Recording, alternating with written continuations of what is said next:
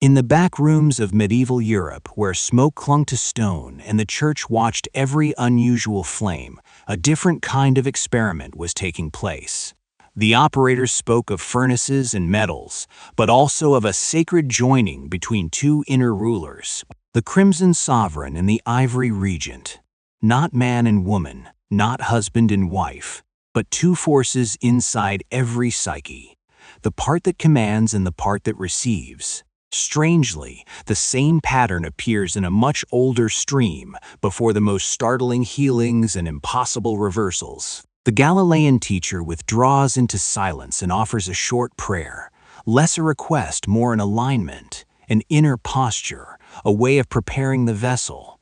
This film follows one claim: you cannot be reborn without being burned, and you cannot burn cleanly without a prayer that steadies the fire. Stay to the end for a 60-second rite you can test tonight. No theology required, only attention and honest observation. Why speak in riddles at all? Because in that era, describing inner change outside official channels could be treated as rebellion, so the adepts hid psychology inside metallurgy. The Crimson Sovereign meant the power that decides, focus, analysis, the will that draws a line and says this, not that. The Ivory Regent meant the power that absorbs intuition, feeling the quiet perception that notices patterns before language arrives. When one ruler dominates, the soul tilts. Pure sovereign becomes a hard, efficient machine, impressive, successful, and numb. Pure regent becomes a mist, compassionate, sensitive, and exhausted by everyone else's weather. The great work begins when you stop defending your preferred half and let the neglected half speak. Here the Gnostic whisper enters. The miracle is not forced. It is invited by inner agreement, not begging the cosmos, but aligning the divided self, so the fire can work cleanly and safely for you. The old manuscripts insist on one strange axiom: the outer world and the inner world reflect each other. Not in a naive everything happens for a reason way, but like a mirror with symbols instead of pixels. When the operator watched vapor rise, matter separate, residue darken, he assumed the same movements could occur in the psyche. Attention condenses, emotions separate, illusions rot away. Centuries later, a Zurich physician, reading those diagrams as if they were dream journals, argued that the furnace was a theater for the unconscious. The kings and queens were not chemicals. They were psychic functions wearing costumes. The reason this matters is practical. If you treat your inner conflict as a flaw to erase, you become brittle. If you treat it as raw material, you become workable. So we begin with a rule. Whatever you cannot face inside will appear outside as fate. The work is to reclaim it before it rules you from the shadows. That is the first transmutation. In the grammar of the art, the Crimson Sovereign wears the sun, a crown of heat, the urge to name, rank, and conquer uncertainty. This is the fire-salt principle. What gives shape? What cuts? What chooses? The Ivory Regent wears the moon, a silver veil, the capacity to hold experience without rushing to verdict. This is the living tide principle. What dissolves, connects, and reveals meaning through feeling. Neither is superior.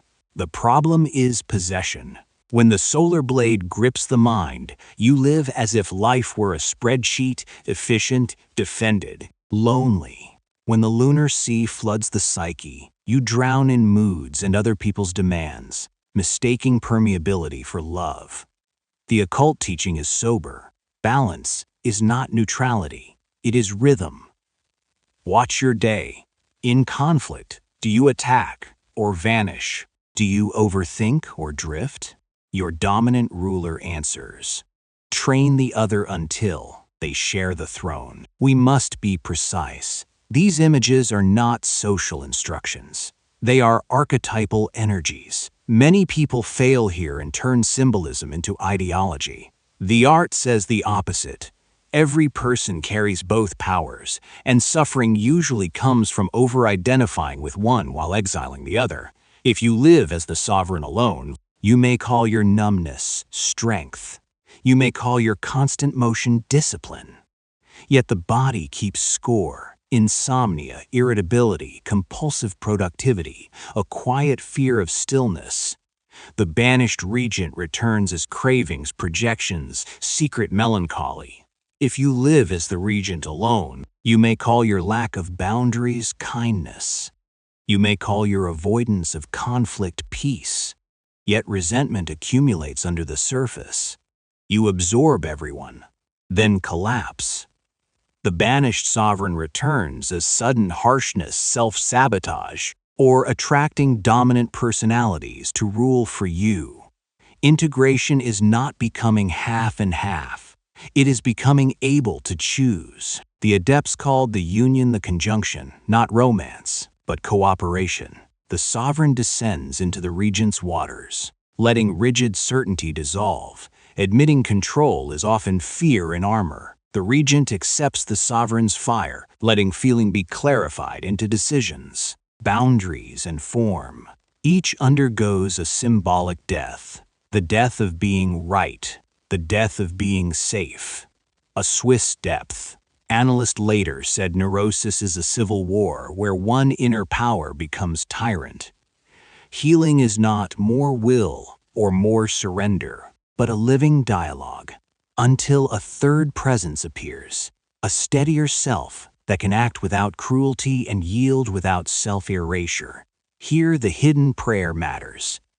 Before real change, you offer a quiet consent. Let what is false burn. Let what is true remain. That consent is the vessel. Without it, the heat scatters into anxiety or fantasy. The work does not begin with enlightenment. It begins with ash. The texts call it the blackening. The moment your self-image fails, the mask cracks. The story you relied on, I'm the rational one, I'm the good one, I'm the strong one, no longer explains your life. Something rots in the basement of the psyche, and the smell reaches the upstairs.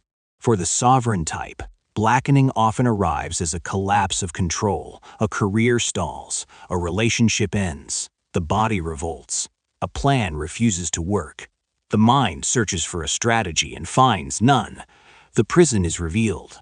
Your competence has become a cage. For the regent type, blackening arrives as diffusion, emotional exhaustion, enmeshment, losing yourself in others, a haunting sense that you have no center. Your softness becomes servitude. The temptation is to intensify the old method, more force, more pleasing, but that deepens the darkness. The right here is endurance without anesthetic. Blackening is not punishment. It is revelation.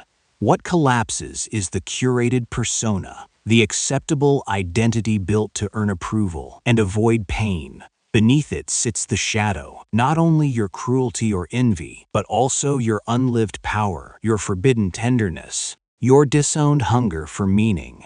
The sovereign's shadow is often need, grief, dependency, the fear of being ordinary. So he projects it outward. They are weak, they are weak, they are irrational, while secretly starving for intimacy. The regent's shadow is often aggression, clarity, refusal, the right to disappoint. So she projects it outward. They are selfish, they are cold, while secretly longing for a firm spine. This is why the old authors used monsters, ravens, serpents. The shadow appears as something other because the ego cannot admit, that is me. The practice is simple but brutal. Name what you deny, then watch how life stops forcing it upon you. After the ashes comes the washing, the whitening, not innocence, but clarity. The operation is separation, distilling what is truly yours from what you swallowed from family, culture, and fear. The mind becomes a laboratory again, but now the experiment is your automatic reactions. For the sovereign type, whitening means learning stillness without collapse. You practice listening to dreams, to the body, to emotions you previously labeled noise. At first, it feels like weakness, like losing your edge. But slowly, you discover another intelligence, the regent's capacity to wait, to sense timing, to let meaning ripen. For the regent type, whitening means learning speech without cruelty. You practice boundaries, naming needs, tolerating disapproval, refusing without apology. At first it feels like sin, but slowly you discover the sovereign's gift, discrimination as love, form as protection. A no that preserves life. The water here is attention. Whatever you observe carefully begins to purify itself. In this middle stage, the psyche starts speaking in images. The ancients trusted dreams because dreams bypass the ego's censorship. When the sovereign begins to soften, he often dreams of oceans, floods, rain-soaked streets, or drowning. It is not prophecy. It is instruction. Learn to breathe in the regent's element without panicking. When the regent begins to strengthen, she often dreams of fire, blades, locked doors, or stern masculine figures, sometimes threatening, sometimes protective. Again, not literal. It is the psyche rehearsing boundary and form. Symbols appear because ordinary language is too blunt for subtle change. You can treat this as superstition or as data. The method is to record, not interpret too fast. Ask, what emotion did the image carry? What part of me does this represent? What would integration look like in one small action today? This is where occultism becomes practical. Symbols are not decorations. They are interfaces for transformation. After washing comes the reddening, not rage but aliveness. A new heat enters the personality, cleaner than compulsion, steadier than mood. The old texts depict a child born from the union, not a baby but a third attitude, a self that is neither tyrant nor doormat. Crucially, this is not a blend where differences vanish. The sovereign and regent remain distinct, but they stop sabotaging each other. They alternate leadership. In crisis, the sovereign can act without crushing feeling. In intimacy, the regent can open without dissolving boundaries. You become rhythmic. Practically, it looks like this. You can work with discipline without turning life into a war. You can love with empathy without abandoning yourself. You can speak truth without enjoying the wound you cause. You can be silent without using silence as punishment. The adepts called it circulation, movement between opposites like breath. That is the gold, not perfection presence. Every serious work reaches a terrifying interval. The moment the vessel threatens to break. In the physical lab, it was literal glass cracking, fire dying, years of effort turning to tar. In the inner lab, it is meaning collapsing. The question appears, is this transformation just another ego project dressed in sacred language? Here the sovereign discovers a new trap, control disguised as spirituality. You begin to manage your emotions, optimize your shadow, turn mystery into a checklist. The regent discovers her trap, surrender disguised as avoidance. You begin to call passivity trust, call confusion intuition, call fear fate.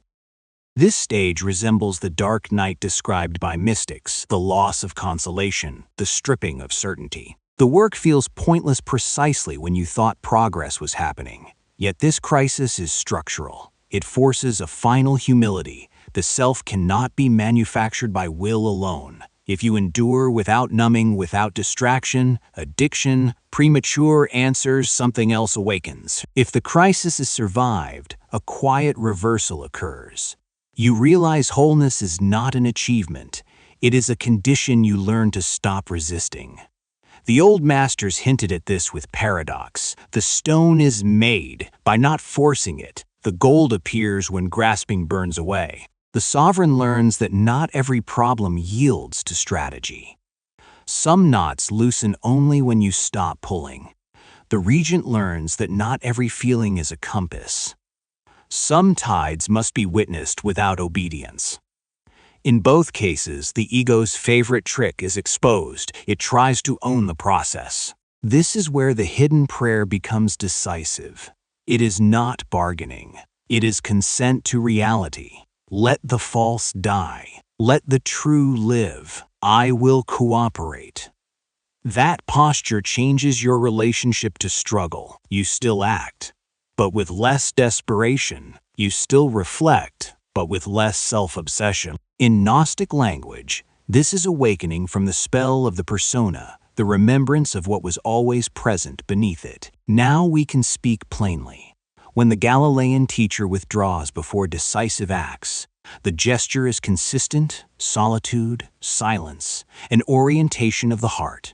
Stripped of doctrine, the pattern is psychological. You stop scattering attention across fear and fantasy, and you unify the divided will. The prayer is not a spell to force reality. It is a method to stop contradicting yourself. Most people ask for change while their inner rulers fight. The sovereign wants control. The regent wants safety, and neither trusts the other. The result is paralysis, or frantic action, or spiritual theatrics. The practice is to reconcile them first. You bring fire and water into the same chamber. You let the sovereign state the truth without cruelty, and the regent feel the truth without drowning. Then you offer a single intention, not make my life easy, but make me real. That is why the old lineages hid this in symbols, because once you learn alignment, you become harder to manipulate. A unified psyche is difficult to enslave. Here is a simple rite, adapted from the old pattern. 1 minute, no incense, no costume. Sit upright, eyes open or closed. Name the sovereign 10 seconds. Ask, what am I trying to control right now?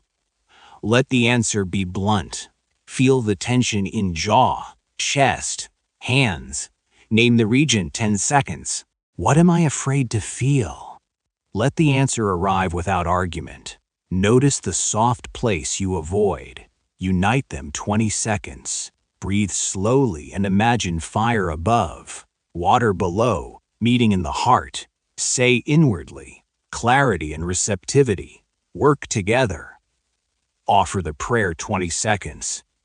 Let what is false burn. I consent to the real. Then stop. Do not hunt for fireworks. Watch the next hour. Does a decision simplify? Does a craving loosen? Data is the point. Do this nightly for 7 days and record changes. The psyche responds to repetition. The stone the adepts sought was never a trophy. Psychologically, it is the capacity to hold opposites without fleeing into extremes. When the Crimson Sovereign and the Ivory Regent stop sabotaging each other, a third faculty appears, awareness that can witness fear, desire, and conflict without being owned. This is how you break a paradigm. Not by collecting new beliefs, but by changing the instrument that believes. The old spell is unconsciousness, repeating inherited scripts, calling them mel. The new freedom is conscious polarity, acting with precision while staying human, yielding with compassion while staying intact. Try the 1 minute rite nightly for a week and watch the shift. Less compulsion, more choice. Keep a note of what changes in your speech, sleep, and decisions. That is the beginning of miracle. Not a violation of nature, but a return to your own. If this resonated, subscribe. Next film, The Serpent, the Lion, and the Black Sun.